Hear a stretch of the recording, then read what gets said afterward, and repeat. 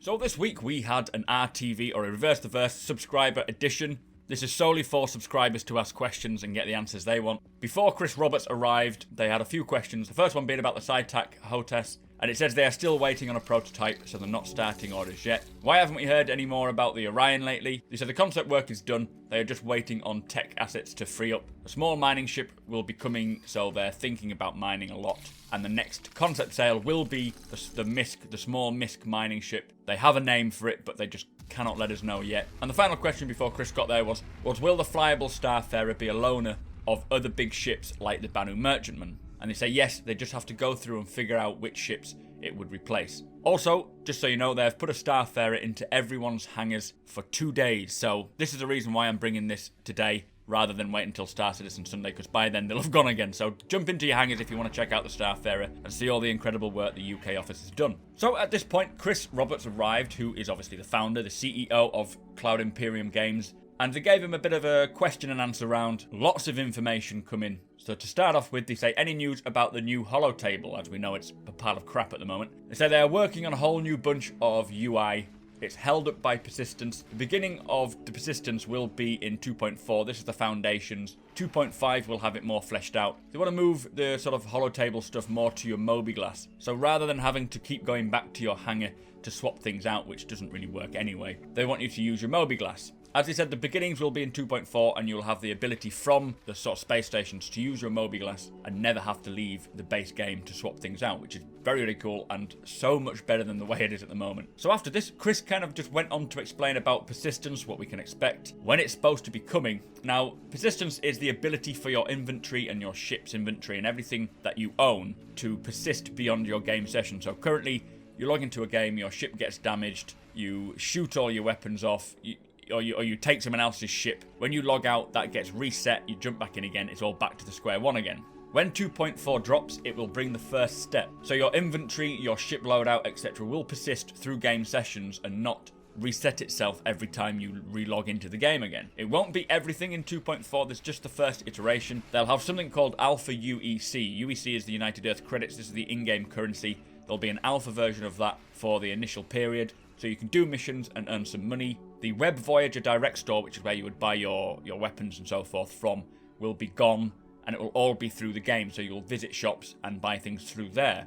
Again, not all shops will be in at the first iteration. It'll only be so many of them. I think Kasaba Outlet, where you buy your clothing, will be in, along with others, but they haven't specified which. So with persistence, if your ship or your item takes damage, it will persist. You will need to pay for repair, refuel, rearming. At the moment, if you visit the Cryastro, you can get repaired, you can fill up your ammo again. It's free, it's quick and easy. There's no real need to worry about combat. And things like ballistics. So ballistic weapons are intended to be hard-hitting and powerful because they are finite. So once you've used all your ammunition, you will have to go and restock and pay for this, so you'll have a limited supply. Whereas energy obviously do less damage, but they have infinite supplies provided that the guns don't overheat. So the idea, he says, is that in a bad situation, or in a situation where you need to inflict as much damage as possible, you'll switch to ballistics to do that damage. Otherwise, you'll just use energy, so you don't have to keep paying for more ammunition. So combat will change due to the cost of ammunition, and you would have to manage it quite sensibly in order to get the best out of it. Age and wear on your ships will also be in, so you'll need to maintain your ships, and over time, just through aging, they will start getting rusty, damaged, and you can repair them, replace the items and stuff. Very, very cool. This is the PBR textures that they were talking about a long time ago. It will begin with 2.4 and then it'll roll out in certain patches, as we see all the time. UEC or Alpha UEC can be used to buy components and even ships, they say, but they will likely wipe it at certain periods, so this money will not, or the items you bought will not persist through into the main persistent universe. This is purely for the baby PU. But if you do use real United Earth credits, so if you've paid for United Earth credits, or you have your own account of actual United Earth credits that will persist in the persistent universe, then you'll be able to buy items with that and they won't be wiped. So if you own actual United Earth credits now, they won't wipe them. That's yours. Also, he says that you'll be able to buy and sell things too, but he didn't go into too much detail about this. But it will change the feel of the whole universe, and it will just give it more of the depth. They're also working on back-end server tech, so it allows for seamless handoffs through servers, which will mean more people in one area, but we won't realise we're switching through servers. It'll feel more like a living universe. Very, very cool. So excited for this. So also coming down the line, I think with Persistence, is a change to hangars. They will behave completely differently. It will likely be a little bumpy with bugs and so forth, but you'll be able to pick which hangar you want and then place objects where you like, choose the ships that you want to display, and set it up how you want, basically. So this is, again, coming down the line. Always expect things to go a bit bumpy at first because they're changing a lot of code, but it's going to revamp the hangars. And I think you do this through your mobiGlas, as said before. So the question after that is, what is the current plan to implement EVA push and pull? And if you don't know, your character will eventually be able to pull himself along. His arms will push out and grab things and push you away, and your legs already fold up, they'll be able to push you away as well. He said it's just an extension of the physicalized EVA which we have already. Stage 1 of this whole physicalized EVA of pulling yourself around in 2.4 will likely have vaulting, then there'll be sliding and mantling coming down the line. He says that your FPS will be 100% equivalent of a good standard FPS shooter already, like Battlefield and Arma series, but the goal is to be at least as good as every other game, but on top of that have an extra dimension, so it's going to be even more of a high fidelity. He did say it'll take time to get it done, but it will be done. Something else called the Item System 2.0 will incorporate personal items like armor, your weapons, your grenades, your hats, your clothing, etc. Plus ship items like weapons, seats, doors. Everything connects to each other. So a door in a ship may need power, and it's the same for the space stations as well. They'll need to be connected to a power plant. If the power plant gets destroyed, then the lights, the doors, everything connected to this power plant will turn off. Exactly the same in your ship will happen in stations as well. And so if the ship had no components or items, it would just be a hull, and then you can add bits to it like power plants, like thrusters, like your IFCS, and then it will be able to fly. You remove one of those components or items, and it will not have that ability anymore. So basically the components add the functionality. You will have many systems like doors, lighting, and security systems, and this will be on a space station. It'll also be on, like, say, an Idris, and the captain can turn off systems, shut down systems where he pleases. He will have full control over his ship. He said it will take a couple of months to get it close to ready, but we'll be able to do a lot of different things, and the payoff will also be in Squadron 42 as well as the Persistent Universe, so this will have the same effect in both. He touched on bigger ships having multiple roles, and as a ship takes damage, the exterior damage will cause interior damage to subsystems which may explode, which could then lead to other systems being damaged. And you'll have to run to these particular places, see where the fuse is blown, and then replace it or fix it, and then power will be restored. So, for example, if the rear turret is no longer functioning, then you've got to find the power node or the fuse that connects to that rear turret and replace it or fix it in order for that to be working again. Also, the engineer may be able to look at his node layout and reroute power rather than having to replace things as a quick sort of bypass if they want a certain system up and running quickly rather than taking time to fix it. He did mention that the IFCS is like a motherboard, and you can plug in better cards, better IFCS programs to get better or different functionalities. So you'll be able to go to a place like Dumper's Depot and check out their supply of different IFCS modules or cards and swap them out as you please. Really, really cool. So much in-depth customization to the whole of your ships. They will feel like they are yours, and if you take damage, you will see this damage and you'll start feeling very sad for your ships. Anyway, next question.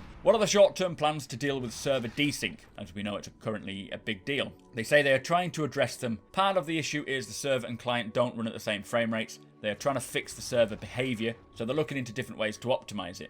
They have got a new back-end simulator that they will be using. It's very far along at the moment, and it will make things much better.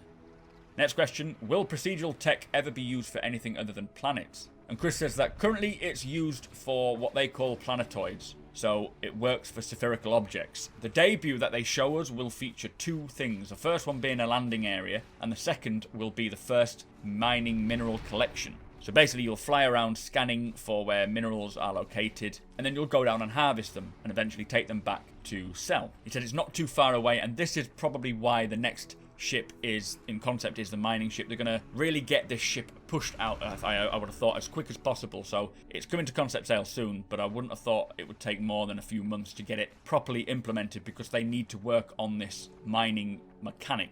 So first of all, we'll be landing, we'll be able to land. That'll be given to us first on a planet procedurally, and then mining will come thereafter. They're very focused on gameplay that does not revolve around combat, because obviously at the moment all we see is combat, but this is the first iteration of it. Most importantly for Squadron 42, after that we will see cargo, mining, and creating the economic system. So it's not all about combat. Next question is, how is the character customization going? And he says, very well. The first part is in 2.4. Currently shifting characters over to the 2.0 item port system. They have base males and base females, and then you can add things. So basically we'll have like a base male and a base female, depending on what we choose. And then you can add items like t-shirts, trousers, or armor, which will require an undersuit, and then you can attach each piece of armor piece by piece.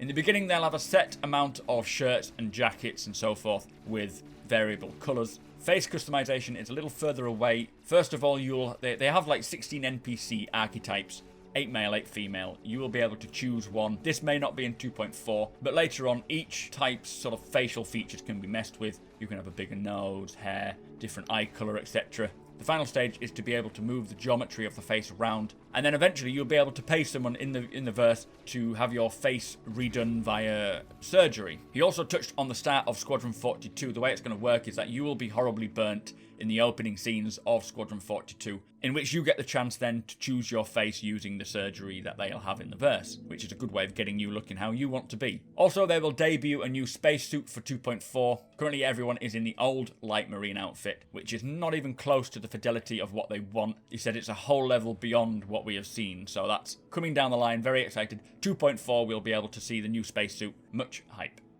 Next question is, any ideas of what the next design document profession will be? And he says one system that is coming is the recovery system, so you'll be able to broadcast the position of yourself to friends or whoever you want. This will need to be a job, and then people will get paid for rescuing. He says obviously we currently see this in Crusader, but the nightmare is if you are stranded in space, trying to actually locate someone specifically with 6 degrees of freedom is just virtually impossible. There are ways to do it, but my tiny brain cannot fathom. He also says when the Starfarer comes flying, there'll be refueling available. Lots of cool stuff this year. You can see him getting excited when he's talking about it. When it's all working to this level of detail, he says there'll be no game like it. It's going to be so hard to compete with this game. So we've got good things to come. Question after that is to do with the launcher. When is the revamp update coming? And he said he's not sure, but it is being worked on now. We won't have to download all the data every time we have a new patch. It will only deliver the files that have changed, which will make it so much quicker. Very excited for that. Next question, when can we visit other people's hangars? He said it's still part of the roadmap. He doesn't have a date, but he wants your hangar to rather be